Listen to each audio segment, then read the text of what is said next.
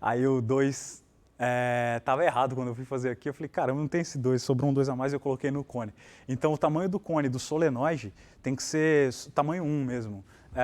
Ou seja, o cone instável em X era só os V tais que o V no espaço instável lá, que eu defini na reta, era menor ou igual ao VF, daquele outro jeito que eu defini. Aqui eu tinha colocado um 2, não preciso do 2. Isso daí é só porque eu fui, quando estava preparando a aula, eu fiz a conta, sobrou um 2 a mais que não era para sobrar. Tamanho 1 funciona, a conta funciona igual. Antes que eu esqueça. A conta funciona igual. Eu percebi no final da aula, falei, puta, mas... deixa assim. Aí eu falei, vou corrigir hoje. Tá.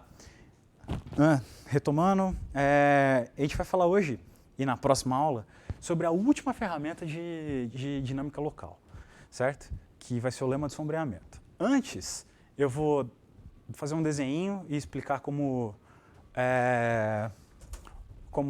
porque eu quero introduzir responder uma pergunta que eu deixei, na realidade não vou responder completamente, que quando eu falei do solenoide na aula passada, tinha a restrição da dimensão C3, né, porque a gente tinha feito com um toro cheio, e eu falei da pergunta sobre a dimensão C2, e, bom, tem o teorema de Plikin, que diz que um atrator em dimensão 2, a variedade tem que ter pelo menos 3 buracos, certo? Tem que ter pelo menos gênero 3. Eu vou dar a cara do atrator, só para vocês terem uma ideia de como ele é, e vou dar uma referência, porque aqui eu vou definir com um desenho. E eu sei que isso causa desespero, muitas vezes. Então eu vou dar a referência de um professor de uma universidade na Rússia, o Kuznetsov, o nome do professor. E ele tem uma página na internet onde ele faz toda a conta sobre o Plikin com todas as carinhas, tem um monte de GIF, vale a pena olhar porque dá para ver bonitinho como é a dinâmica misturando e tal. Então eu vou responder. O Plikin tem o teorema que fala que é de pelo menos gênero 3 para ter um atrator. Eu vou fazer o desenho de como é. E a referência aqui é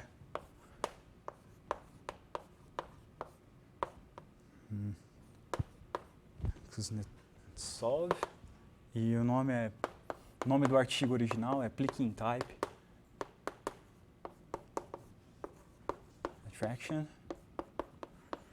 Attractor in Electronic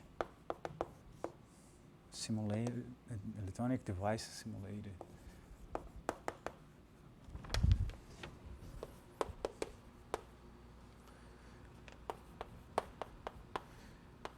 Em Multisim. Esse artigo Chaos, 2011. Mas se vocês procurarem Plikin no Google e colocar o nome dele, vai aparecer essa página que está dentro da página pessoal dele. Tá, o que é o Plikin? O Plikin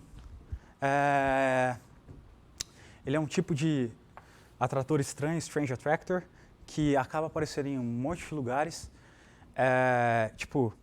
Ele especificamente aparece, por exemplo, quando estudo de neurônios, por exemplo, tem um negócio que chama burst neural, que é quando os neurônios começam a funcionar todos simultaneamente muito forte. Quando você vai modelar esse burst, aparecem atratores tipo Plikin na modelagem desse tipo de coisa. Então é um negócio que tem aplicação real, assim, e acaba vindo de um modelo matemático puro, assim, certo? Bom, isso daqui eu vou chamar, então eu vou colocar 3 buracos, 3 alças aqui, certo? Então, tá aqui, certo? Essa daqui é o R1, R2, R3 e R4, beleza? Como é que você define o Plikin? Você pega... Essas alças podem ser semicírculos?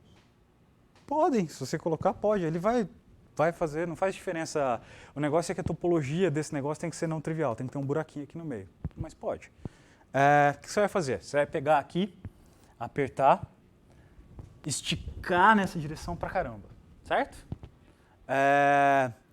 E você vai recolocar aqui, preservando reta vertical, quando você bater dentro do quadrado. Então eu vou vir, peguei, apertei, estiquei e vou recolocar aqui, de forma que o R4 vai conter esse buraco, ou seja, ó, o R3 meu vai vir aqui, ó. Eu vou recolocar ele aqui dentro assim.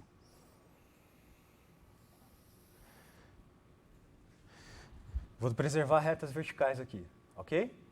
Este daqui é o F do R3. Bom, eu apertei, estiquei e coloquei de volta, então o R4 está aqui, né?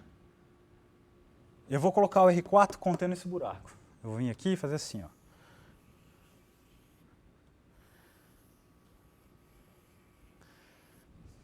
Esse daqui é o F do R4.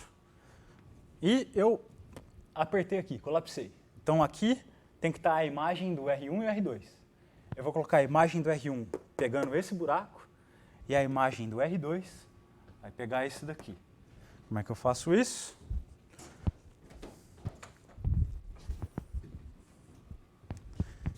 Ó, vou colocar a alça aqui dentro. Então tá aqui. Certo? Esse daqui é a imagem do R1, certo?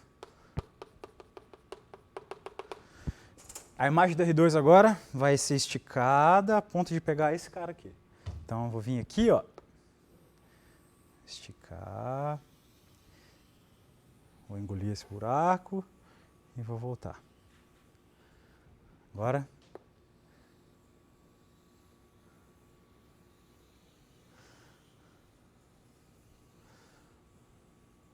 volta aqui e coloca.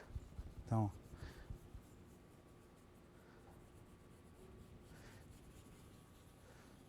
isso daqui é a imagem do plique. Essa coisa esquisita. Quando você sobe na esfera, você tem meio que, ó, você tem 3 pontos aqui de base. Se você subir na esfera menos 3 pontos, certo? Você vai ter 3 pontos bases e a dinâmica tem 2 orelhas aqui e uma orelha aqui. E quando você vai iterando, ela vai misturando as orelhas, vai mudando as orelhas de lugar. É isso que eu estou fazendo. Essa orelha vem para cá, certo? Essa orelha vem para cá e essa orelha vem para cá. É isso que eu estou misturando como elas bagunçam dentro do sistema. Isso daí é um atrator, porque eu vou contrair, vou esticar, vou colocar lá dentro e o volume está diminuindo. Se eu pegar a vizinhança como sendo o próprio disco, olha que eu tomo uma interseção, eu estou realmente diminuindo, certo? Estou intersecionando para frente, dos FN, todos eles, isso daí vai dar o plicking. Isso daí, como eu falei, aparece em modelagem de burst neuronal. E precisa ter esses 3 buracos. Se você tentar diminuir a topologia, que é tirar um dos caras, não vai dar certo, você não vai conseguir construir nenhum atrator. Ok? Dito isso, era a última coisa. Depois dá uma olhada na página dele. Realmente lá ele dá a cara da aplicação, a definição analítica é enorme, é uma composição de um monte de seno e cosseno e um monte de coisa. E ele dá um estudo de como é os campos de cone, ele usa campo de cone para verificar a hiperbolicidade desses caras. E é isso, mas a ideia é isso, eu tenho 3 orelhas que vão se misturar, uma vai na outra vai em uma e elas vão bagunçando. Vale a pena ir dar uma checada mesmo, porque ele tem uns GIFs de animação de iterados do atrator, assim. É bem bonitinho. A dinâmica dele é legal de ver. Certo?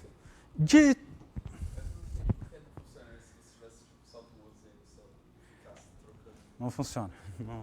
Não funciona. Tem que ver. Não vai funcionar.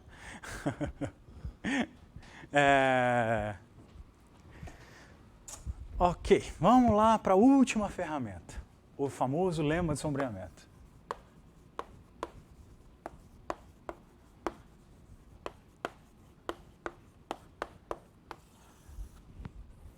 O que é isso? Bom, isso tem uma visão de matemática aplicada, meio computacional, assim, de você permitir cometer erros. E vai te dar um suporte teórico de que, olha, você pode cometer erros e ainda assim você vai ter a coisa vai fluir bem ainda. O que eu quero dizer? Quero dizer o seguinte, ó, definição. Se eu pegar F de M em M, M compacta, F dífio,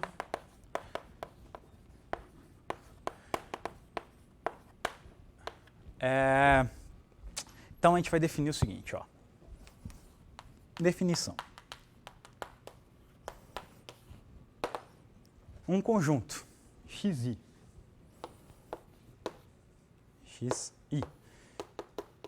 e indexado em Z a princípio, certo? Ele é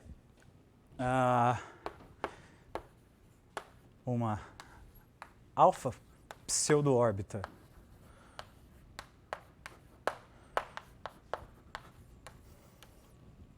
para F se eu pegar o ponto xi, olhar para a imagem dele e ver um xi mais 1, isso aqui fica menor do que alfa. Que é isso? Estou querendo dizer o seguinte, eu pego o ponto xi, certo? E itero. Esse daqui é o F de xi. Mas ao invés de eu iterar o F de xi, eu vou pegar um cara pertinho, xi mais 1, e vou iterar ele. Certo? Eu estou cometendo um erro controlado na hora de iterar. Certo? A gente diz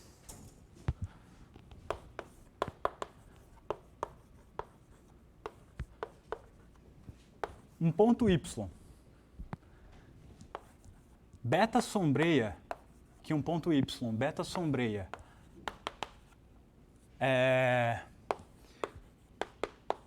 xi, certo?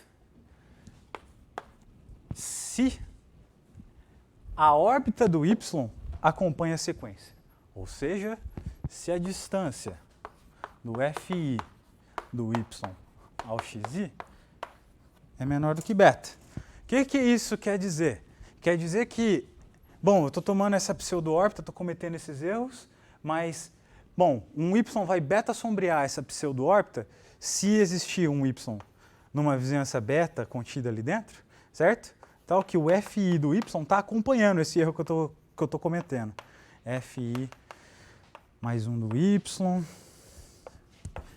Fi mais 2 do Y. Existe uma órbita de verdade que está perto dessa sequência que você está cometendo o erro. Ok? Tá, vamos lá. Relação entre alfa e beta. Relação entre alfa e beta. A princípio nenhuma. A princípio nenhuma, mas vai ter. No lema de sombreamento tem. Tá, mas eu falo depois. Mas a princípio nenhuma. Hã? Tá. Vamos lá. Antes de eu falar do lema de sombreamento, há muito tempo atrás, muito tempo atrás, eu defini conjunto limite, conjunto periódico, conjunto não errante, lembra? E eu falei que ia faltar um conjunto que eu ia definir depois. Lembra? Tá, chegou o momento.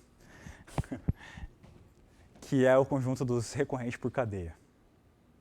Ok? Bom, a gente diz uma alfa cadeia de x a y é uma sequência, é uma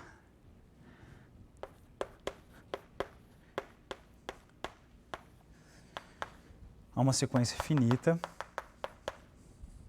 de uma alfa pseudo-órbita finita.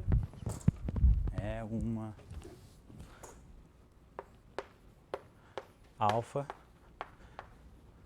pseudo-órbita finita, x0, x1, x0 até xn, tá aqui. Bom, é uma alfa pseudo-órbita, então eu quero dizer que o f de xi até a distância dele até o xi mais 1 é menor do que alfa. E o primeiro cara é o x e o último é o y. O que eu quero dizer? Qual é a interpretação de uma alfa cadeia? Isto é, uma alfa cadeia de x a y é o seguinte: se eu pegar o x e pegar o y aqui, eu vou lá, eu saio do x, itero, ele cai aqui. Pá, f do x. Aí eu cometo algum errinho pequenininho, e aqui escolho um x1, que eu itero, ele cai aqui, x1, aí tem o x2, vou cometendo um erro, de forma que em algum momento f de x n-1, eu chego no y. Ou seja, eu consigo quase ligar dois pontos por uma pseudo-órbita finita. Eu itero, cometo um errinho, itero, cometo um errinho, itero, permito mudar um pouquinho, de forma que eu aproximo o x a esse cara usando essas órbitas. A ideia por trás é essa. Ok? Tá. Então, o conjunto dos caras que são recorrentes por cadeia são os caras que, para todo epsilon, existe uma epsilon cadeia que liga x a ele mesmo. Esse é o conjunto dos recorrentes por cadeia. Certo? Vamos lá.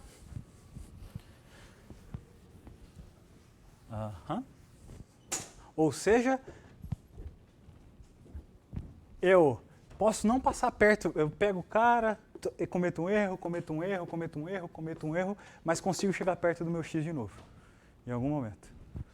Para toda vizinhancinha que você tomar, certo? Dizemos que x é recorrente por cadeia.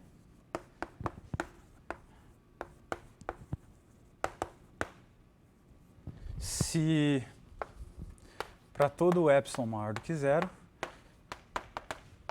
existe uma epsilon cadeia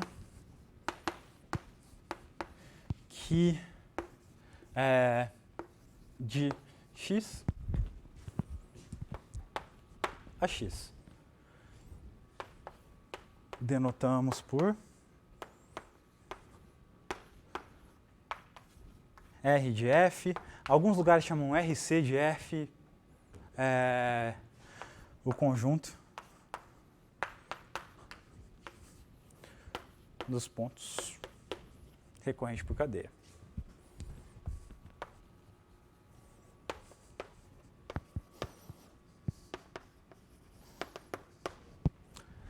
Dois exercícios. O primeiro deles é recorrente por cadeia compacta e invariante. E, se eu fizer o R restrito ao F de R, isso daqui é igual ao próprio R de F. Isso é uma propriedade interessante. Essa é um exercício que não é difícil, mas exige uma pequeno traquejo com a definição, se acostumar com ela. Vou deixar dois exercícios aqui. E o segundo é uma...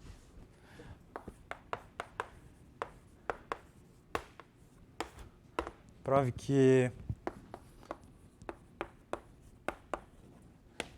o R de F é compacto e invariante. E prove também, ainda mais,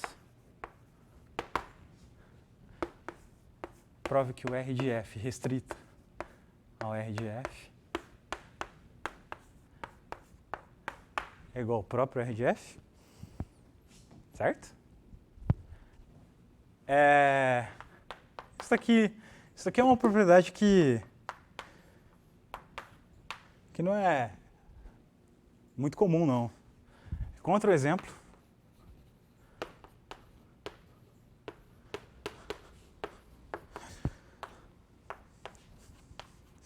Tal que o não errante de F restrito ao não errante é diferente do não errante da F. Então, só para vocês darem uma valorizada aí nessa propriedade. Certo? Tá. Vamos fazer o seguinte, ó. Esse é o... Eu falei, como eu disse, há muito tempo atrás, quando eu estava definindo os conjuntos interessantes e especiais que a gente ia trabalhar, eu falei que faltava um. Esse é o um que falta. Então, vamos ver que ele tem a propriedade que a gente espera que ele tenha. Ou seja, vamos ver que ele contém os outros. Então, seja x o não errante da F, ok? E epsilon maior do que zero qualquer.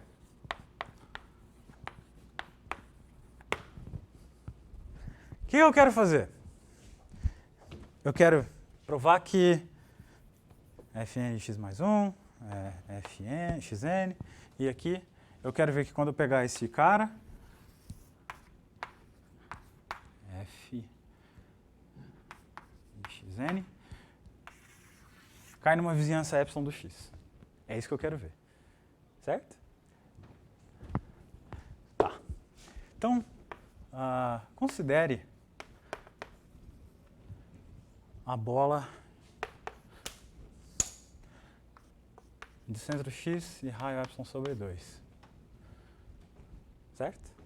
Como o x está no não errante, o que significa? Que existe um n0, tal que essa bola volta a intersectar essa bola. Beleza? Existe um n0, tal que o f de n0 da bola de centro x, raio epsilon sobre 2, intersecta a bola de centro x. Talvez tenha que diminuir o epsilon aqui. Epsilon sobre 2. Não precisa. Acontece essa interseção aqui. Certo?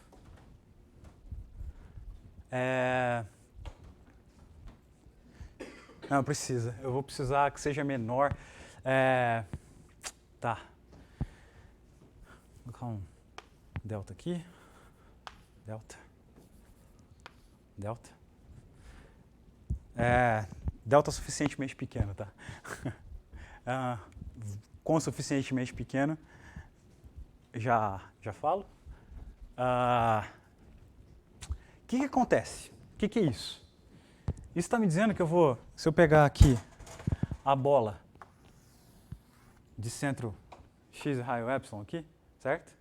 Vai existir um iterado tal que o Fn vem e toca, as duas bolas se tocam, Fn0. Beleza? Então, o que eu faço? Não, epsilon sobre 2 vai funcionar. O que eu faço? Pego esse cara, itero, e volto aqui. Existe um cara aqui no meio. Eu troco. Quem que é a sequência que eu olho? Eu olho para o x, para o f de x, f2, f3, f4, f5. A hora que eu chegar no fxn0, que é a hora que eu volto aqui, eu troco esse cara pelo cara na interseção. Então eu caí aqui dentro. O delta que eu tenho que tomar é o maior das distâncias É o maior dos raios das bolas, se você quiser. Mas nem precisa, porque como eu estou tomando o próprio iterado, vai funcionar. Quer ver? Tá. Então, acontece isso. A interseção, as bolas têm interseção, ok? Então, considere a sequência.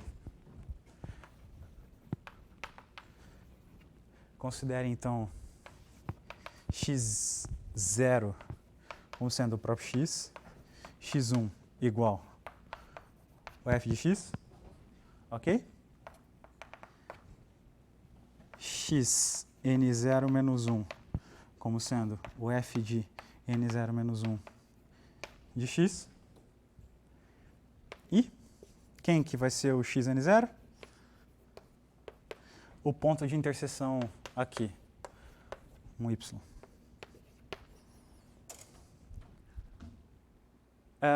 Tá, aqui o xn0, aliás, próprio x.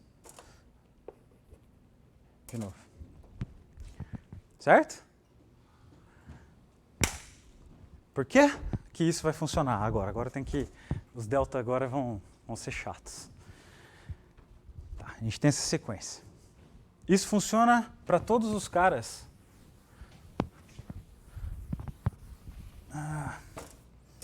Então, para todos os... Para todo... certo?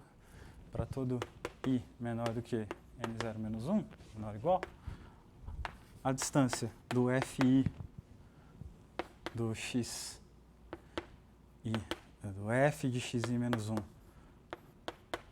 xi ao xi mais 1 é sempre 0, que é menor do que epsilon. Certo? E a menos de diminuir, bom, a menos de tomar delta suficientemente pequeno, o que vai acontecer é o seguinte, ó. Aqui está o x, aqui está o f n0 do x, certo? A menos eu trocar o cara por um cara no meio aqui, certo? Eu volto suficientemente perto do meu x0, eu tomo, tá, não precisa ser um cara no meio, eu posso tomar uma bola menor, de forma que as duas bolas vão se intersectar, eu vou ter um cara ali perto, eu pego esse maluco aqui, itero uma vez e vou voltar pertinho do x de novo, certo? Mas talvez esse cara na interseção esteja muito longe do iterado do x, né? Porque a bola pode crescer muito. Não, aí que tá. Mas vão ser finitos carinhas. Eu vou voltar pertinho do cara. Por isso que eu falei, a menos diminuir o delta, que se eu quiser tomar um cara muito pequenininho, eu vou voltar numa vizinhança do x de novo. Vou tocar pelo menos x0. Qual é a distância do x até o fn de x? Pelo menos, por exemplo, se eu tomar o delta uniforme em todos os iterados, vai ser, sei lá, menor ou igual do que 2 delta. Entendeu? Então, esse cara, o próprio fn de x vai funcionar para epsilon cadeia voltar pertinho. Entendeu? O próprio iterado. A menos de eu diminuir o tamanho do delta que eu estou olhando. Tomo delta menor do que epsilon sobre 2, aliás, menor do que o mínimo entre delta sobre 2 e o raio de todas as bolas, um raiozinho que contém o mesmo delta sobre 2 em torno de cada um dos iterados. Eu estou olhando para a própria órbita do x. Entendeu? Então eu vou pulando e volto pertinho. A menos de diminuir o delta, e eu posso, por quê? Porque como essa distância aqui é 0 para cada um, não importa o raiozinho que eu vou olhando, eu tomo um raio menorzinho ali dentro, de forma que agora que eu itero, fica um raiozinho pequenininho. Eu itero, fica um raiozinho pequenininho. Entendeu? Estou olhando para a própria órbita do cara. E tá, ele vai voltar pertinho, então esse cara vai estar, x existe uma epsilon cadeia que volta nele mesmo. Então, x está no recorrente por cadeia da f. Tá, então o nó errante está contido no recorrente por cadeia. Os dois são iguais? Não. Esse eu consigo dar exemplo. Eu não esqueci que tem um exemplo que eu não dei até hoje. Tem uma razão pelo qual eu não dei. Vai ficar claro depois que eu falo do lema de sombreamento. Porque eu vou mostrar um monte de igualdade. Tá.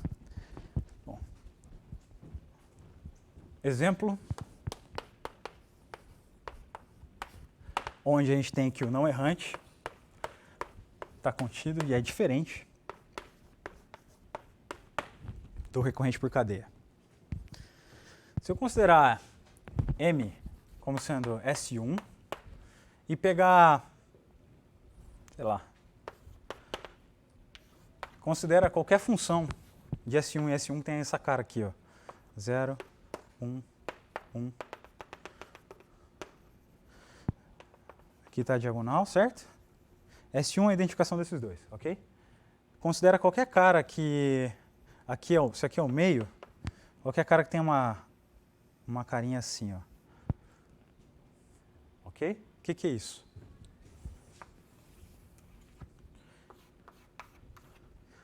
Isso aqui é equivalente ao seguinte. Aqui é o norte, aqui é o sul.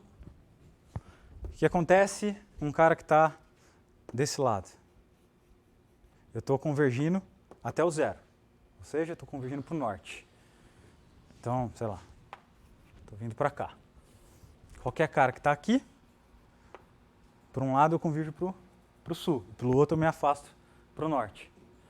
Então, isso aqui, as duas coisas. Esse tipo de cara dá uma dinâmica assim. Ok? Tá. Afirmação 1, o não errante é só o norte e o sul.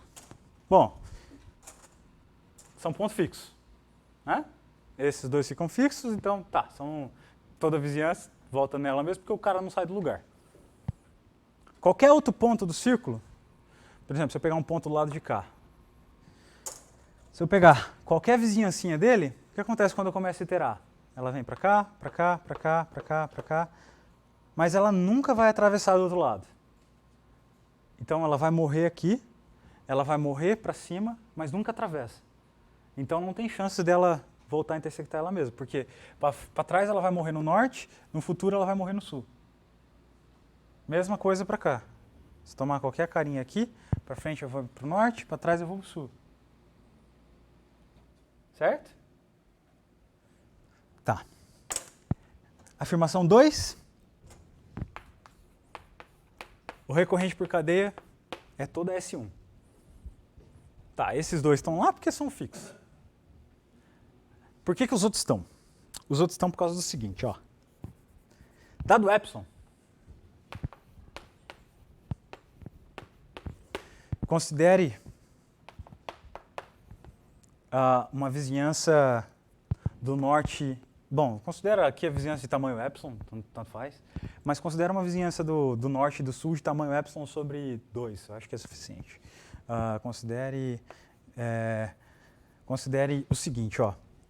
O primeiro bom, esse cara, o que vai acontecer com ele? Ele vai descer, vai descer, vai descer, vai descer. E se eu tomar uma vizinhança de tamanho epsilon sobre 2 do sul, aqui, alguma hora esse cara vai entrar aqui. Certo? Se eu tomar uma vizinhança de tamanho epsilon sobre 2 do norte, esse cara tem um iterado para trás que ele entra aqui. Ok? Escolhe qualquer outro cara do outro lado. Do lado de cá. Itera. Existe um número finito de iterados que você vai precisar para cair aqui. Né? Então, o que eu estou fazendo? Pego o cara, desço. Eu construí o contrário, mas tá, tanto faz. Eu estou com o cara aqui, eu itero para frente, entrou aqui, eu escolho qualquer outro cara do outro lado, itero para frente, olha a órbita dele, até que ele cai aqui de novo. Aí eu volto para a órbita, para o iterado negativo desse cara e itero até ele entrar aqui. Pronto. Isso daqui forma a órbita do amarelo. A órbita finita do amarelo, que ele vai andando até entrar na vizinhança. União com a órbita finita desses caras para entrar na vizinhança, forma uma epsilon cadeia. Então, RF é todo S1. esse negócio de você permitir cometer erros é para usar esse tipo de coisa assim. É exatamente para isso que serve. É para você se permitir aproximar, chegou num lugar onde você consegue fazer uma mudança local, você pum, faz uma troca pequenininha e continua iterando, pum, fiz uma troca de novo e consegui voltar. Pseudo-órbitas são boas por causa disso. Permitem esse tipo de erro, permitem você pular a âncora que o ponto fixo te coloca. Porque você não consegue, por exemplo, ali você não consegue atravessar o ponto fixo. Então, usando esse traquejo de dar esse pequeno pulinho, você conseguiu atravessar e conseguiu um conjunto interessante, maior, bem maior do que o outro. Você vai iterando até chegar na vizinhança do norte ou do sul. Isso. Aí eu escolho qualquer outro cara do outro lado. Vai estar epsilon próximo desse. Então, itero. E aqui eu estou usando isso. Cara, quando você olha uma órbita é sempre uma alfa pseudo-órbita para todo alfa. E você vai usar isso com muita frequência. Tá. Aí eu troco, aqui vira uma pseudo-órbita de qualquer tamanho, inclusive epsilon, e acabou. O epsilon só aparece na hora de eu fazer a troca daqui para cá. E não importa o epsilon, você sempre consegue trocar. Certo? Perguntas? Viu que os dois são diferentes? Viu que tipo de propriedade a pseudo-órbita dá? Dá esse gap para dar um pulinho de um lado para o outro. Certo? Tá. Essa é a primeira definição. Esse é o último conjunto especial que a gente vai definir. Os recorrentes por cadeia.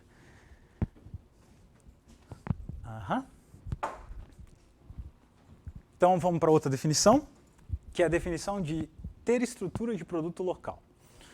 O que é? Eu falo estrutura de produto local, tem gente que fala estrutura local de produto. Eu aprendi a falar estrutura de produto local, não consigo falar o contrário. Então, vou definir agora o colchete de 2 pontos. Não é o colchete de Lie. Definição.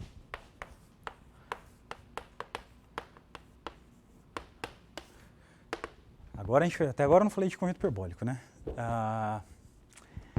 Depois a gente vai ver o que acontece se a gente supor que esse daqui é hiperbólico. Esse é o ponto. Eu falei dos conjuntos especiais e falei que em algum momento a gente vai justificar por que a gente vai estudar o não errante. Lembra que eu falei isso? E o momento está muito perto de por que a gente estuda o não errante. Porque, vou dar um spoiler, se a gente supor o recorrente por cadeia hiperbólico, então automaticamente ele é igual ao conjunto, o fecho dos pontos periódicos. Se eu supor o conjunto limite hiperbólico, ele também vai ser igual ao fecho dos pontos periódicos. Por quê? Por causa do lema do sombreamento. E isso acontece com o não errante? Não. O único que não acontece é o não errante, necessariamente, quando você supõe hiperbólico. Você consegue supor não errante hiperbólico e achar um exemplo, só funciona em dimensão 3, em dimensão 2 os dois são iguais, em que o conjunto não errante é diferente do fecho dos periódicos. Então, o conjunto certo para você olhar realmente é o não errante. Certo? Tá. Então, antes disso, estrutura de produto local. Dizemos que a primeira vai ser a primeira propriedade global de conjunto que a gente vai dar. Não com essa cara, mas daqui a pouquinho vai ser. Dizemos que lambda, conjunto hiperbólico,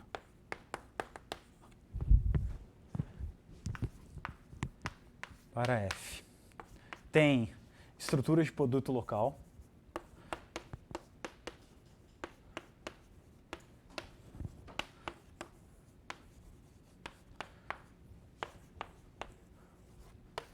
comumente conhecido como EPL, porque escrever estrutura de produto local dá trabalho. Se existem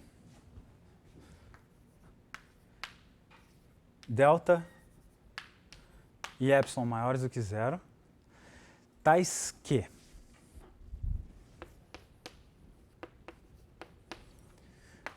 se a distância de x a y é menor do que delta, então existe um único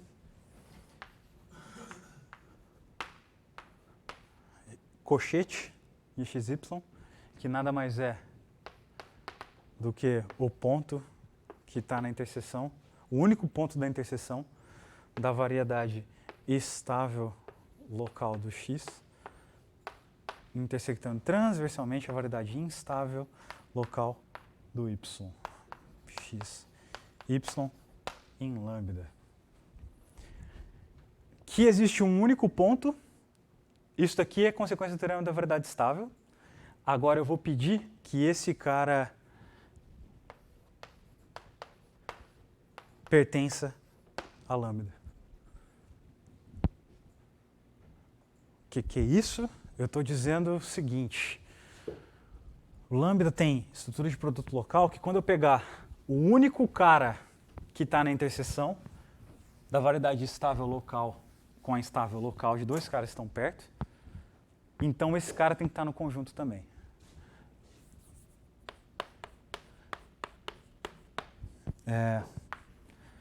Eu tenho aqui o x, tenho aqui o y. Um jeito de guardar isso é, eu saio do y e vou parar no x.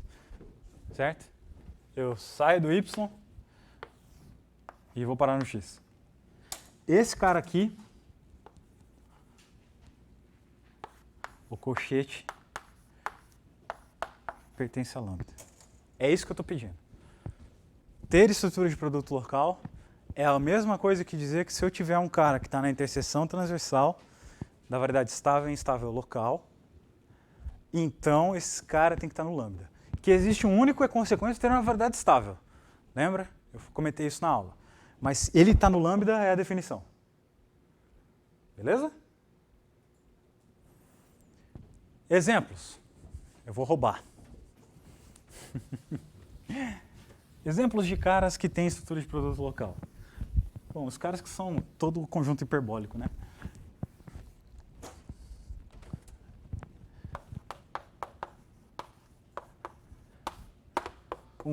Anósofo linear no tora. Na realidade, aqui eu já posso colocar anósofos. Porque quem que são os conjuntos? São sempre toda a variedade. Se eu tomar a interseção da variedade estável e instável de dois caras, interseção transversal, esse cara está no conjunto, porque o conjunto hiperbólico é toda a variedade. Então, tá. Ele tem estrutura de produto local. Ferradura, mesma coisa. Exatamente a mesma coisa.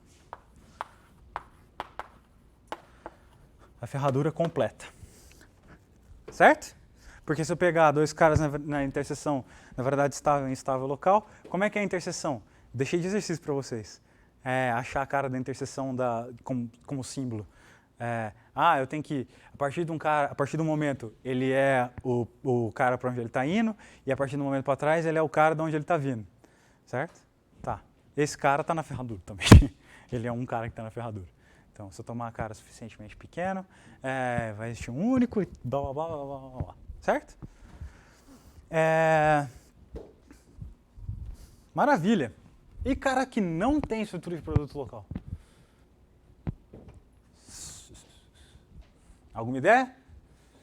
Tem que pegar a variedade estável, instável, do ponto, e tem que dar um cara que está fora do conjunto.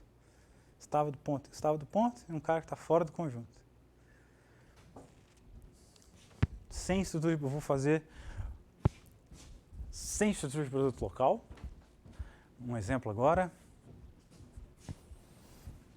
Eu vou fazer num exemplo genérico, ou seja, um desenho com uma propriedade que a gente já falou, eu já pedi para vocês fazerem. E eu vou deixar de exercício, dentro do exemplo, vocês verificarem dentro da ferradura. Se eu pegar um subconjunto da ferradura. Ok?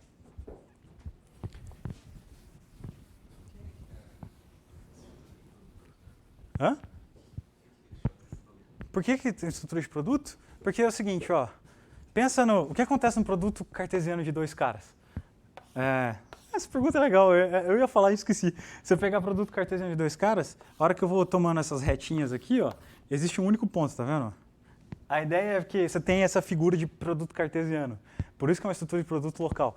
Localmente, o que você tem aqui, sei lá, se eu tiver um conjunto hiperbólico bem cheio, com a variedade estável e instável, localmente o que você vai ter, se eu pegar um monte de variedade estável aqui local, um monte de variedade instável local, todos esses pontinhos de interseção vão estar dentro do meu conjunto hiperbólico também. É por isso, estrutura de produto, porque aparece uma figura mais ou menos assim, localmente, onde tem variedade estável e variedade instável. Entendeu? É por isso que tem esse nome. Localmente vai ter essa cara assim. Excelente, eu ia falar e esqueci, ainda bem que você perguntou. Produtos tipo, se fosse R2, R por R. Isso, exatamente. Vai dar R3, R por R vezes R. Não, R2 por R, por exemplo. Estou olhando para 2, variedade instável e estável. A decomposição é sempre em 2 caras. Certo? Tá, então, 3. Um conjunto sem estrutura de produto local.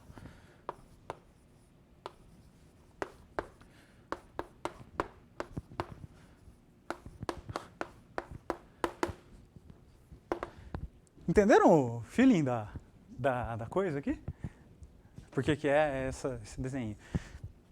A gente já falou dele, né? Quem que é?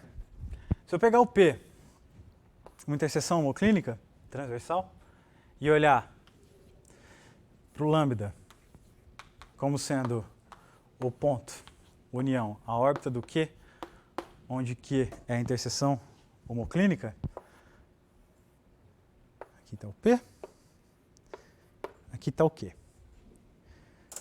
Se eu olhar para a órbita, o que está acontecendo? Está acontecendo isso aqui, ó. Certo? Para trás é isso aqui. Eu deixei de exercício para vocês, na última aula inclusive, é hiperbólico.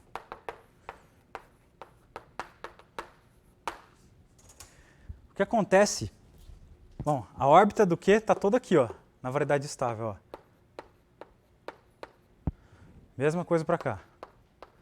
O que acontece se a gente pegar dois caras que estão suficientemente perto do P?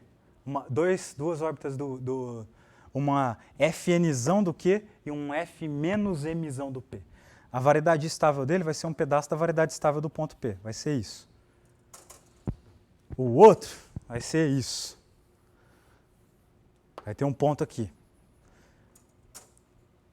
Você consegue tomar epsilon pequeno o suficiente, de forma que esse cara não seja nenhum iterado de Q.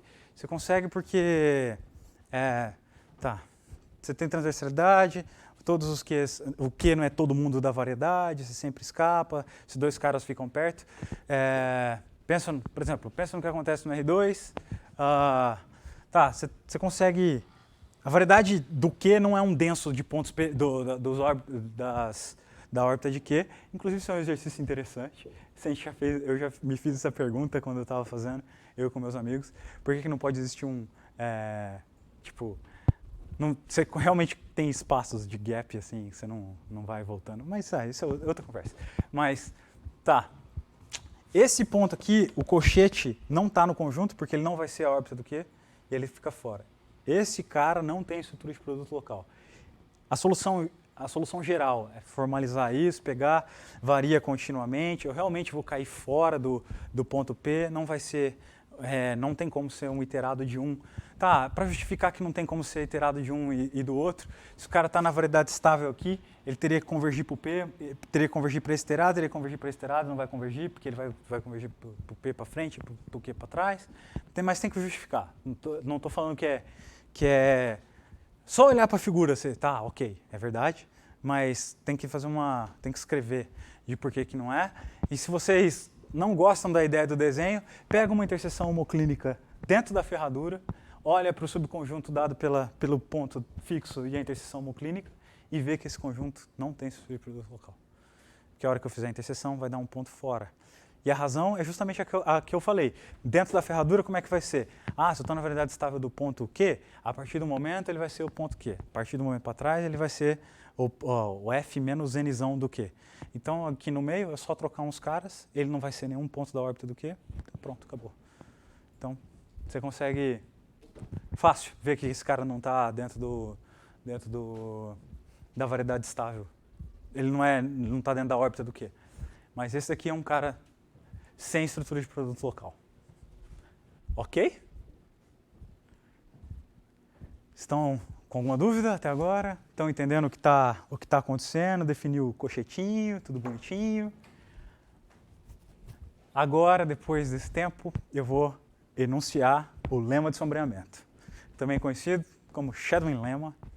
Você vai encontrar com os dois nomes, inclusive em literatura em português, ou espanhol, no caso de algumas coisas que eu passei vocês estão em espanhol, mas acho que todas elas em espanhol também estão como lema de sombreamento.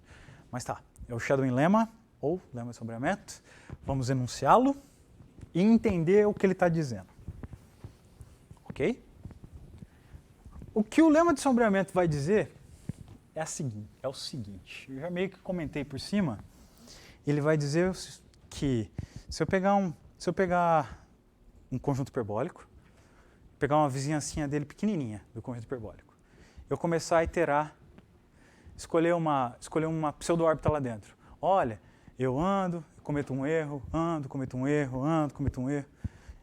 Vai existir uma órbita de verdade na vizinhança, não necessariamente no conjunto hiperbólico, que acompanha essa pseudo-órbita que você escolheu.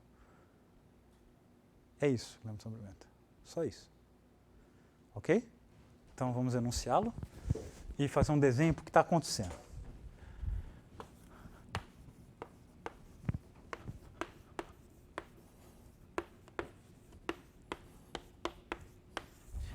Lema de sombreamento. Seja F de MM, M compacta,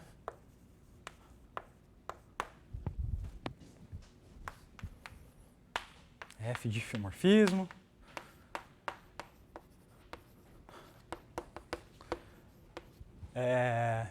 M compacta, F dífio e lambda conjunto hiperbólico.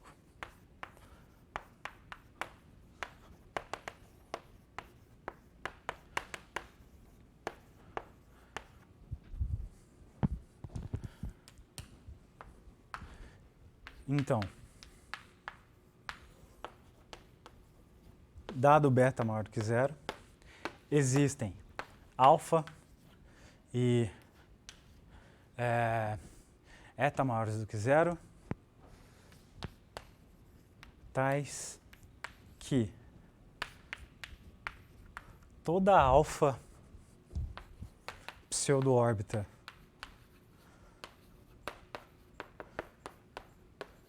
em U, uma vizinhança do lambda de raio eta, tal que para toda alfa pseudo-órbita numa vizinhança do conjunto hiperbólico, existe um y em M que beta sombreia a pseudo-órbita.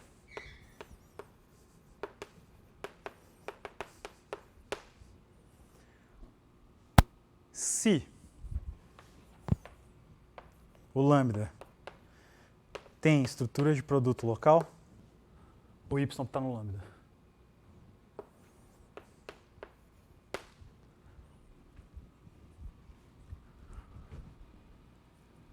Certo? O que isso está dizendo?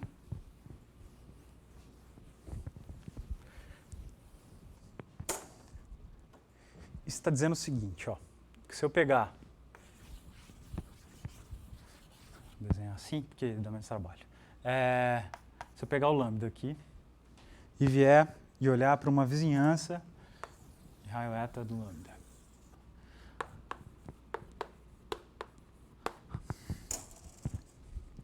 e começar a tomar órbitas aqui dentro. Pego o ponto, esse aqui, a órbita não, pseudo-órbita. Escolhe um cara, aí eu itero ele, cometo um erro, esse aqui é o x mais 1, aí eu venho, itero, cometo outro erro, vai existir um cara dentro da vizinhança que acompanha essa órbita.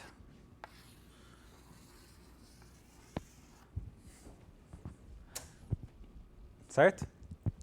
Se o lambda tiver estrutura de produto local, então esse cara está dentro do lambda. Por quê? Cara, isso é uma consequência direta de como a demonstração é feita. A demonstração, qual é a ideia? A ideia é a seguinte, ó. Como é que a gente sabe acompanhar um ponto? Eu vou escolher um cara que vai estar na variedade estável dele. Certo? Por exemplo, se eu começar dentro do lambda, então os caras têm variedade estável dentro do lambda. Então, como é que eu acompanho ele? Eu pego um cara na variedade estável. Aí eu tenho que escolher os caras na variedade estável de uma maneira certa, de forma que para frente eu vou aproximando, e a hora que eu itero para trás eu não posso ficar muito longe. Então eu quero na variedade instável de outro cara. Então eu quero um cara no cochete de 2. Então, se tiver estrutura de produto local, e o que eu estou falando é verdade, esse cara no cochete tem que estar no lambda. Então, como consequência da construção, todos eles vão estar no lambda. E como consequência, por isso que vai estar no lambda. Mas a ideia é essa.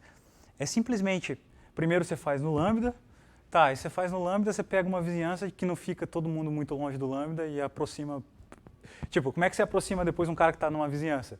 Escolhe um cara do lambda, que começa a acompanhar e constrói uma pseudo-órbita dentro do lambda. Então, você toma, como o lambda é compacto, existe um delta uniforme que você consegue fazer para uma vizinhança, um eta uniforme. Então, a ideia é essa. Eu vou pegar um cara na variedade estável dos caras, na variedade instável do anterior, entendeu? Então, a hora que eu itero para frente, eu vou aproximar, a hora que eu itero para trás, eu não fico longe. Esse é o objetivo. É assim que faz a demonstração. A gente vai fazer hoje? Não, próxima aula. Próxima aula a gente faz a demonstração. Na realidade tem um monte de traquejinho, assim. É muito engraçado, porque a princípio eu preciso acompanhar a pseudo-órbita inteira. Mas não, as primeiras coisas que a gente vai fazer é troca a vizinhança por lambda, e depois a segunda coisa que a gente vai fazer é que a gente vai perceber que só precisa sombrear por tempo finito. Se sombrear por tempo finito, eu consigo sombrear sempre. O que é muito bizarro.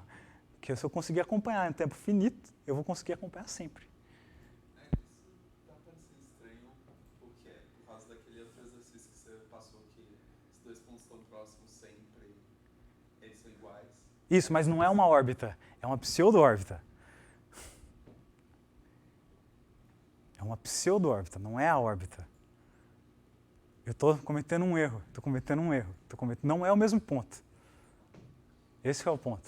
Por isso que não é... Por isso que tem essa sutileza. Se eu colocar uma órbita, vai acontecer exatamente isso. E esse é o conteúdo do primeiro corolário. Entenderam alguma dúvida sobre o que o lema de sombreamento está dizendo? O lema de sombreamento está me dizendo que se eu for cometendo pequenos errinhos, eu sempre vou arrumar uma órbita que está acompanhando esses errinhos que eu estou olhando.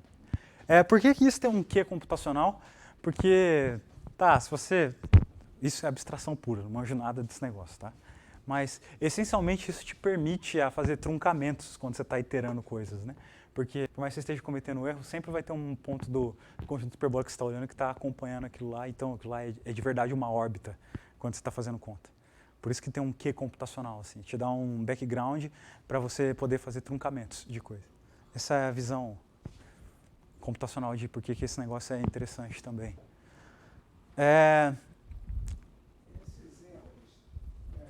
Esses erros se acumulam no final? Não, nesse caso o erro é uniformemente controlado, né? É alfa pseudo-órbita. Mas se você olhar do começo até o final, você está acumulando, mas em cada passo é um erro controlado. A tua pergunta sobre a relação entre alfa e beta. A demonstração, em alguns lugares você vai achar invertido, tá? Alfa, para todo alfa, existe beta, então... Por quê? Porque o alfa e o beta, eles podem ser relacionados, tem uma relação linear entre os dois. Então você pode trocar os... É meio complicado, assim, é meio sutil, porque como você está dentro de variedade estável, então depende de como você olha, dá para trocar os quantificadores, eles são relacionados, assim. Corolário. O que acontece se o beta for menor do que a constante de expansividade sobre 2? Olha aí, já estamos começando a falar naquele negócio que você estava comentando, né?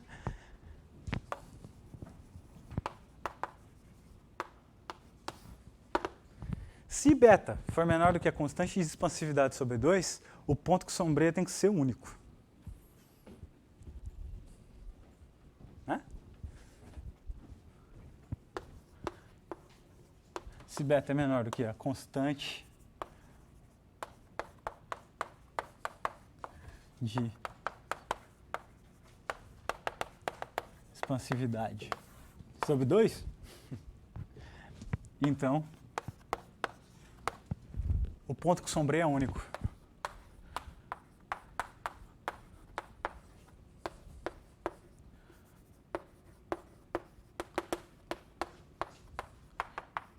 Porque a princípio não tem razão nenhuma de ser único, né?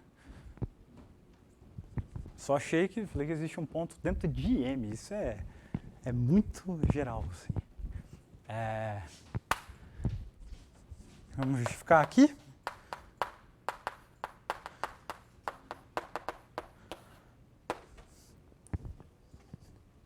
Bom, seja x e y, dois caras, bom, sejam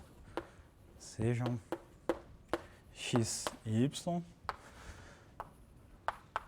Bom, aqui é do lambda, tá? Claro, estou falando sempre com constante de expansividade do conjunto hiperbólico que eu estou olhando, tá? Sejam x e y pontos que beta sombreiam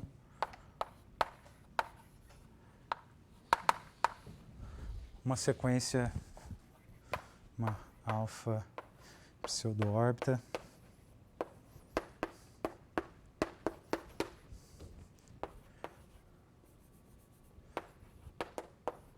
ZI. Assim, o que acontece?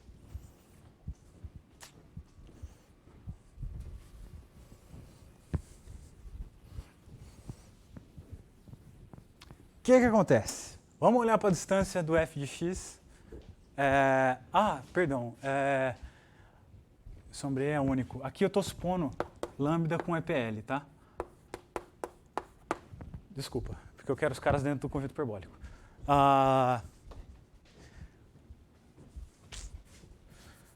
Isso, quero o cara dentro do conjunto hiperbólico. Certo? O que vai acontecer se eu olhar para a distância do fk de x para o fk de y? É o que você espera, né? Então vamos olhar para a distância do fk de x até o fk de y. Isso daqui é menor ou igual à distância do fk de x até o zk, mais a distância do fk de y até o zk, certo? Que é menor do que 2 beta, que é menor do que a constante de expansividade.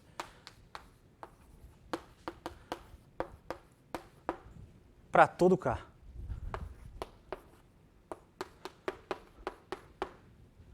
Se implica?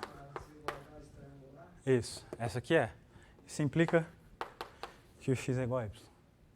Acabou. Só isso. Hã?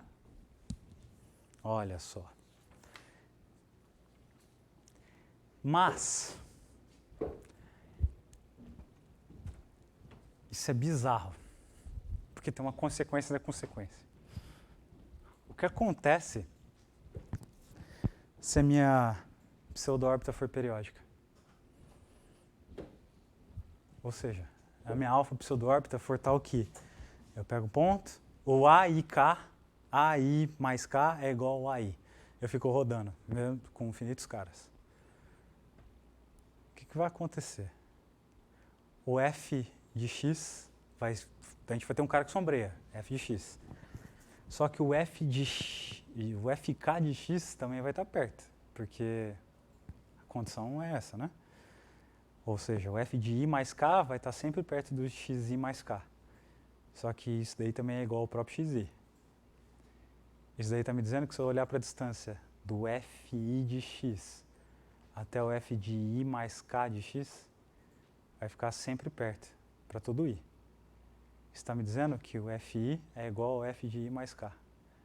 Isso está me dizendo que o meu x é ponto periódico. Então, se eu pegar uma pseudo-órbita periódica, eu arrumei um jeito de construir ponto periódico. Se eu tiver caras suficientemente pequenos. Isso é uma espécie de closing lemma. Closing lemma são todos os tipos de teorema que eu pego F, pego um ponto, volto perto, arrumo um jeito de arrumar um cara que é realmente periódico, que está ali pertinho. Esse é um dos closing lemmas. Fechei uma órbita periódica. Certo? Então vamos lá. Vamos enunciar esse segundo corolário.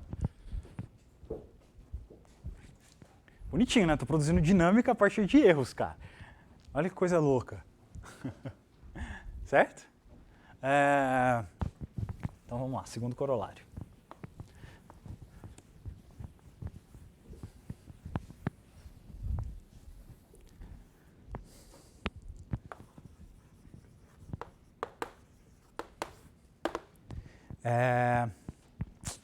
Se, bom, de novo, lambda tem EPL e tomamos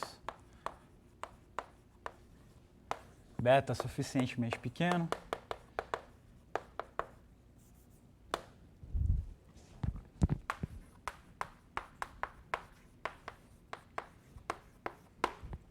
então o que acontece? Se eu tiver se xi é alfa pseudo-órbita periódica,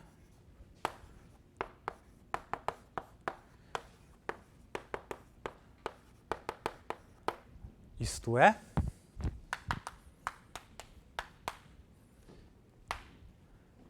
existe K maior que zero, tal que o xi mais K é igual ao próprio xi. Então, o único ponto que beta sombreia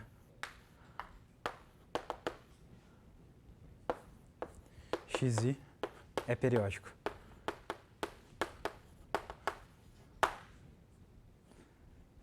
Olha só. Né?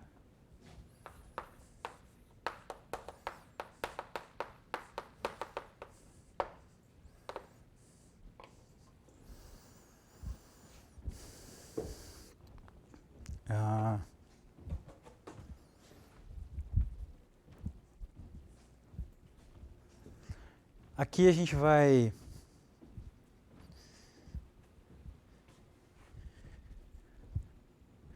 olhar então para isso aqui, ó. I mais K de x até o Fi e x. Né? Isso é menor ou igual a quem? F I mais K de x até o xi mais K, mais dFi de x até o xi mais K. Tá, esse aqui beta sombreia, então beta aqui menor que beta, mais o xi mais K é igual a xi. Então, isso aqui é igual a distância do Fi de x até o xi, que é menor, então, aqui também beta sombreia, 2 beta. Se eu tomar beta menor que a constante de expansividade sobre 2, certo? A gente tem, então, que x é igual a FK de x. Então, ele é periódico de período pelo menos K. Aliás, de período que divide K. Tá, para você garantir que ele é exatamente período K, você vai ter que fazer um monte de hipótese adicional, assim. Vai ter que analisar caras, mas não importa. O período dele é pelo menos um cara que divide K. Então, ele é periódico. Né? Bonitinho, não é? Eu acho É muito elegante, cara. Você se permite cometer uns errinhos, você dá um jeito de fechar uma órbita numa órbita periódica que está perto dali. Pensa no que acontece então do, sei lá, naquele... se eu tiver um cara hiperbólico, eu não estou com dificuldade de achar ponto periódico, não sei o quê. Eu venho, rodo, aí eu pulo de um cara para o outro, certo? E começo a rodar de novo, pulo de um cara para o outro. Tipo, eu pulo o ponto fixo onde eu tô morrendo. Se eu tiver um conjunto hiperbólico que tem, se eu supor que, sei lá, se eu supor que o cara que contém o x e o y tem estrutura de produto local, significa que esse cara vai estar lá dentro, certo? Então, e esse também, né? O cara que contém o x e o y tem estrutura de produto local, se eu tiver uma figura assim, certo? O que acontece então com a pseudo-órbita dada da seguinte forma: esse cara, eu venho até entrar numa órbita aqui, aí eu pulo para um cara aqui, itero até...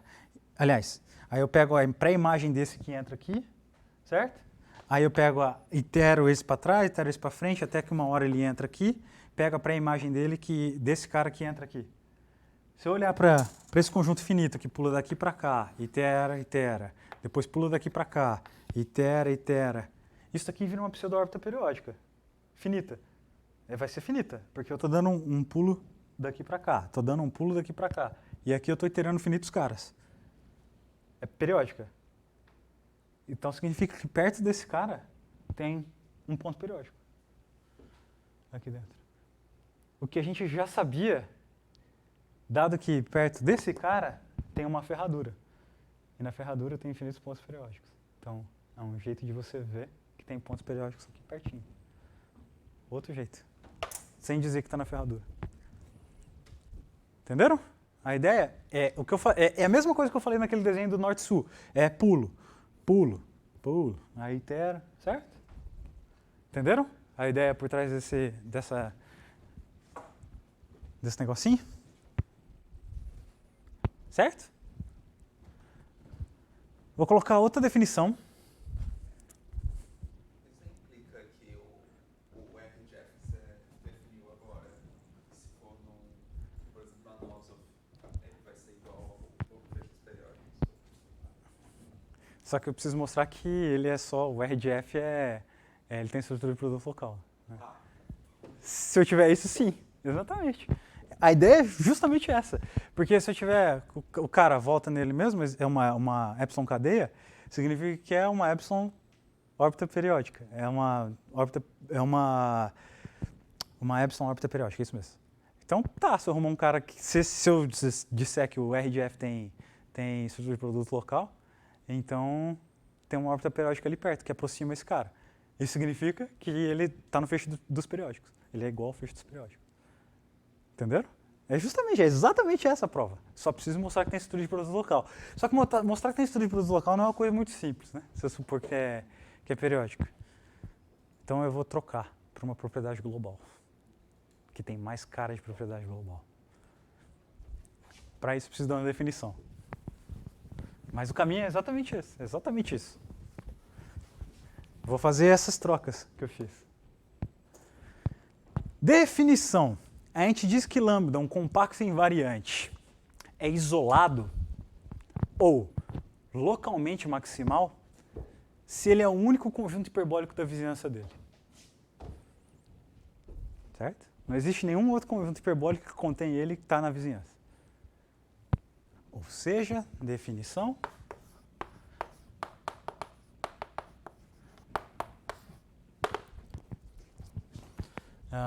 Lambda, compacto, invariante.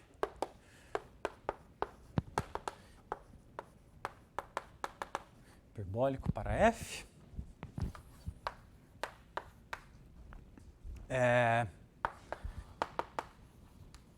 Dizemos que lambda é isolado ou localmente maximal.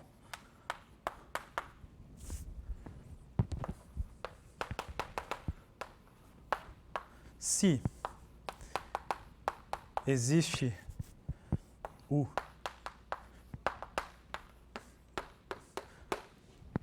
vizinhança de lambda,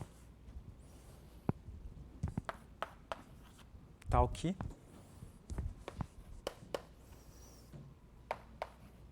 o lambda é a interseção para n em z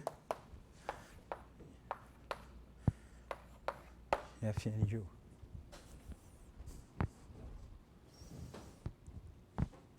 Ou seja, bom, a gente sabe que o lambda é invariante, né? Conjunto hiperbólico, do jeito que a gente falou, era um compacto invariante, lembra? Então, se eu pegasse Fn de lambda, e sempre ia dar o lambda. E sempre ia estar contido na interseção dos U. O negócio é que isso daqui podia ter mais caras. Esses caras aqui podiam ter mais gente.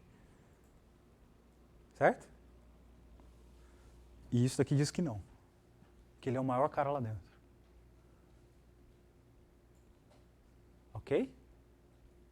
Entenderam? Porque que isso daqui está dizendo exatamente o que eu falei? A gente sabe que o Fn de lambda é sempre igual ao lambda, porque ele é invariante. Então, se eu tomar o Fn de U, vai sempre conter o lambda, não importa o lambda. Se eu tomasse a interseção dos Fn de U para todo o n inteiro, ele ia conter o lambda. Lógico, porque eu estou lá dentro e o lambda é invariante. Mas poderia ser que eu tivesse mais caras. Né? Por exemplo, pensa na interseção homoclínica, do jeito que eu defini. Se eu tomar uma vizinhança da interseção, a gente sabe que tem uma ferradura ali perto, sabe que tem ponto periódico ali perto. Tão perto quanto eu queira da interseção que eu olhei. Se eu olhar para uma vizinhança que contém o ponto periódico, a órbita da interseção, vai conter os pontos periódicos ali dentro, porque eles vão estar invariantes. Então ali aquele conjunto não é isolado, porque eu tenho caras ali perto que tem mais coisa, estão numa vizinhança da interseção. Entenderam? Então, esse é o feeling. Beleza? Agora, vocês concordam que isso daqui é uma propriedade geral? Propriedade geral não, uma propriedade mais global da aplicação.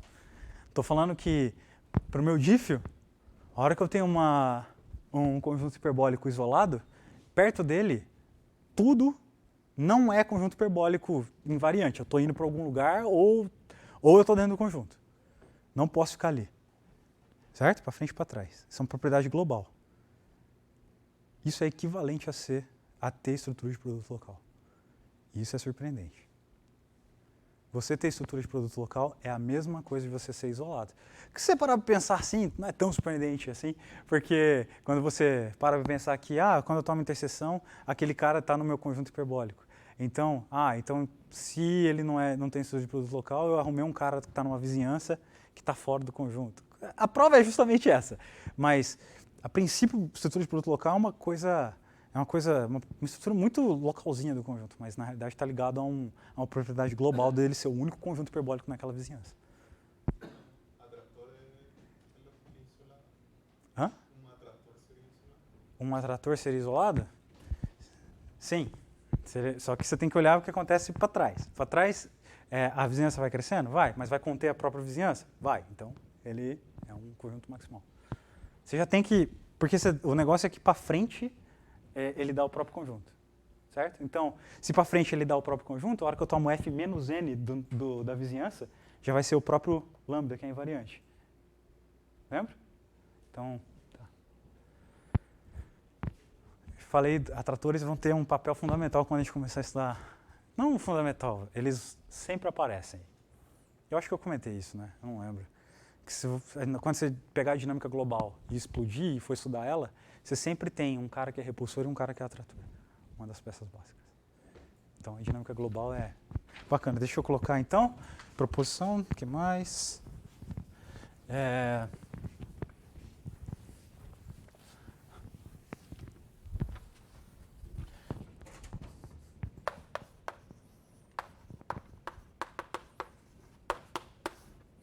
Proposição. Seja lambda conjunto hiperbólico. Então, lambda tem EPL, C e somente C, lambda é localmente maximal.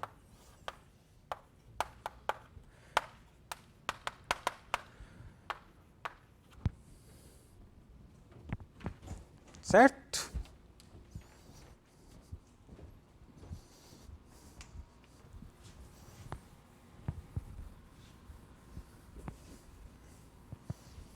Tá, vamos ver qual lado eu quero fazer primeiro.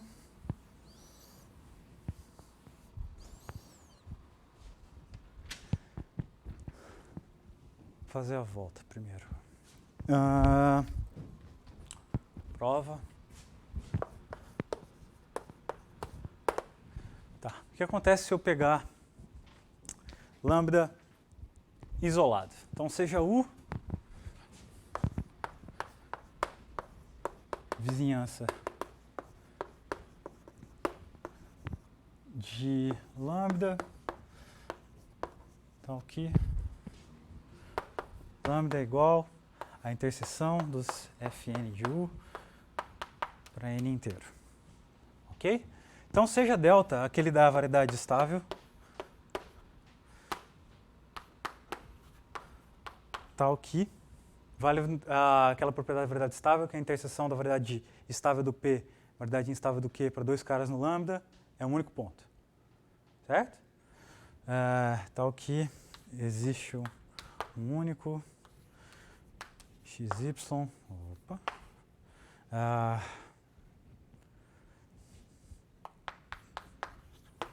tal que o cochete está na interseção da variedade estável do x, tamanho delta, a variedade instável do y de tamanho delta. Preciso mostrar, então, que esse cara está no lambda. É isso que eu preciso ver. Né? Vou mostrar que ele tem estrutura de produto local. O cochete tem que estar no lambda. Tá. Então, o que acontece se eu iterar esse cara para frente? Se eu iterar esse cara para frente, ele está na variedade estável do x. Então, ele vai aproximar do x. Vai ficar menor ou igual do que um epsilon. Se eu olhar para trás, eu vou estar na variedade instável do y. Então, ele vai ficar menor ou igual do que um lambda vezes um lambda menor do que 1 elevado a n vezes epsilon. Então, vai ficar menor do que epsilon. Certo? Onde epsilon é tal que eu esteja dentro da vizinhança. Então, significa que se eu iterar para frente, ele vai estar dentro de uma vizinhança. Se eu iterar para trás, ele vai estar dentro de uma vizinhança, dentro da vizinhança. Isso significa que eu estou aqui dentro. E, portanto, estou em lambda. Ok? Então, vamos escrever isso. É só isso. Essa desigualdade. Tá.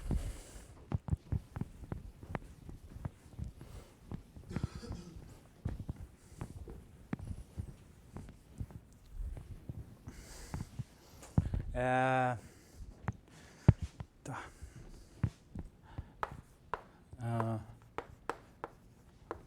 A menos de tomar epsilon suficientemente pequeno, de forma que a bola de centro x e raio epsilon fica contida em U, e a bola de centro y e raio epsilon fica contida em U, certo? Temos. Esse epsilon depende depende da dinâmica, mas isso é de menos. Temos o seguinte, ó. Se eu olhar para a distância do Fn do cochete, estou na variedade, eu quero olhar para frente, até o lambda, certo? Esse daqui, o que é? É o ínfimo das distâncias. Então, isso aqui é menor ou igual à distância do Fn do xy até o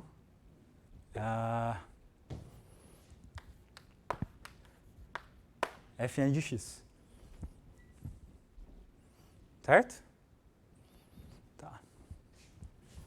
Só que como esse está, na verdade, estável desse, isso daqui é menor ou igual do que um lambda n vezes a distância entre os dois, delta, que é menor do que epsilon. Aqui se eu quiser. Para n maior ou igual que zero.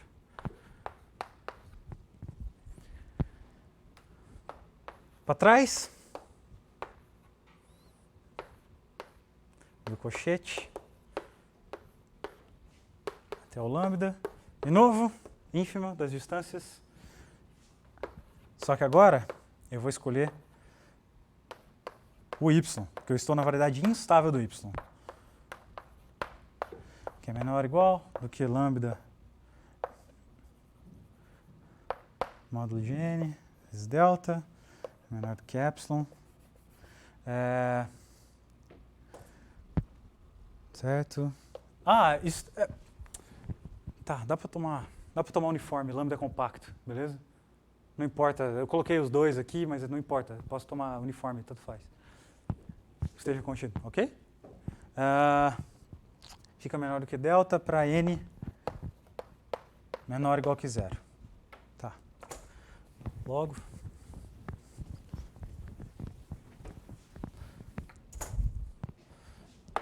Portanto, todos os iterados vão estar dentro da vizinhança, porque estão perto de algum ponto.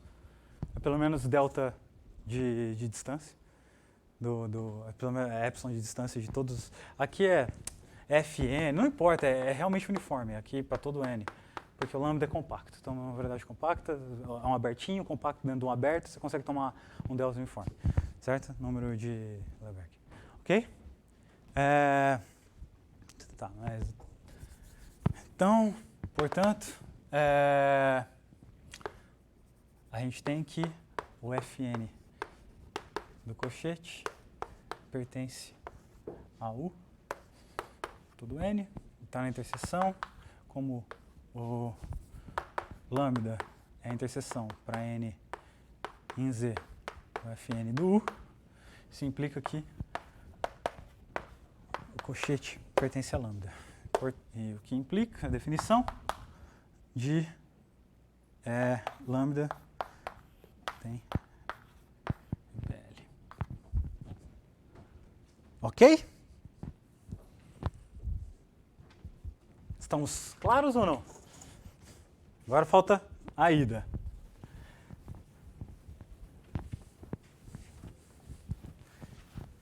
Quem vai ser a vizinhança? A vizinhança tem um sombreamento.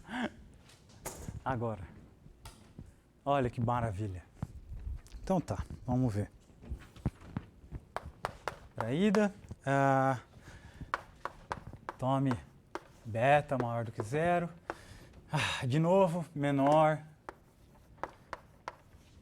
que a constante de expansividade sobre 2, certo? E alfa e eta, como no lema de sombreamento.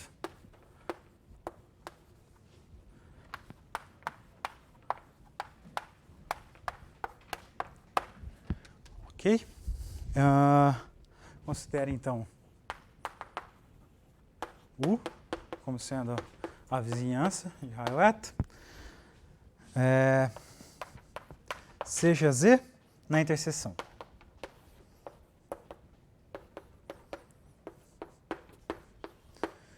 A gente quer mostrar que o Z está no conjunto lambda. É isso que a gente precisa ver. Aí acabou. Ok? Bom, eu quero usar o lema de sombreamento.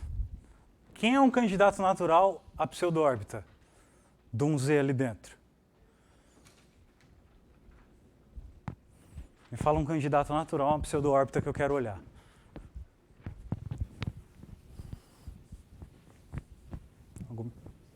Exatamente. Eu disse que toda órbita é uma pseudo-órbita, para todo alfa. Então, o cara que a gente vai olhar é a própria órbita do Z. Ok? Então, considere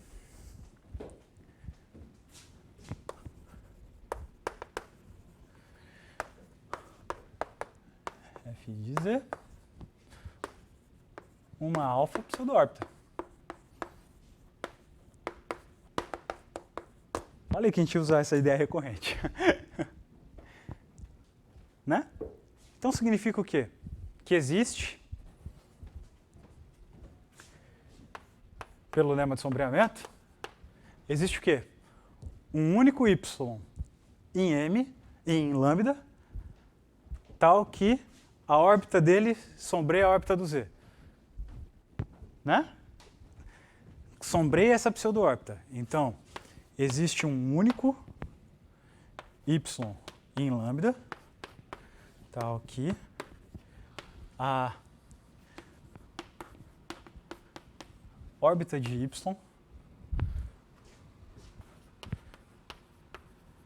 sombreia a... Vou colocar entre aspas, tá? Pseudo-órbita F e Z. Isto é, vou escrever o que isso significa, tá?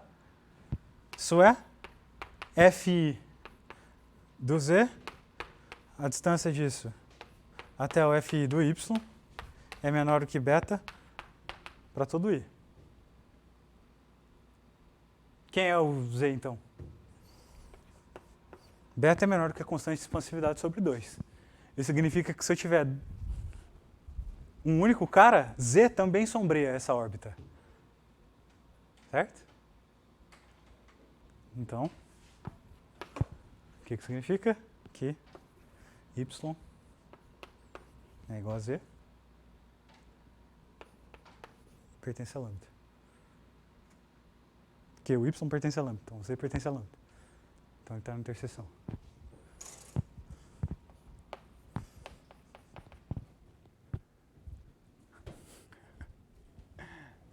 Certo? Última coisa, vou deixar um exercício para vocês quebrarem a cabeça. Não é difícil não. Começar a aparecer os conjuntos importantes que eu defini há muito tempo atrás.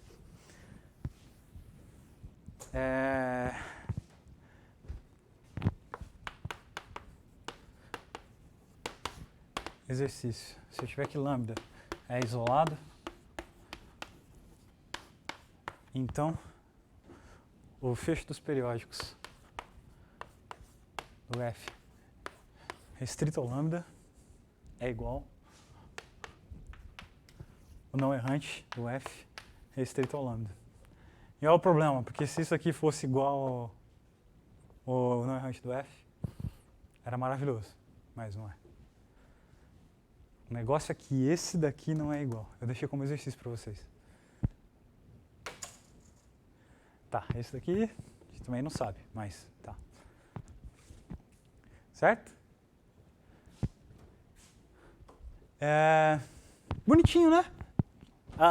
Você construir órbitas assim, desse jeito é interessante.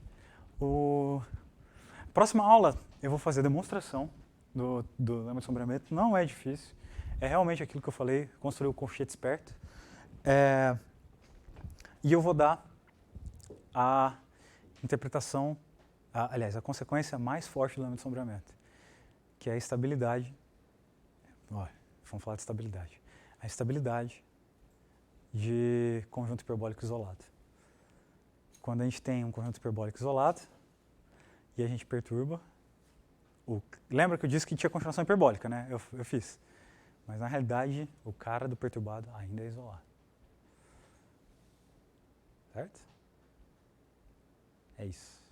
Bom. Até quinta.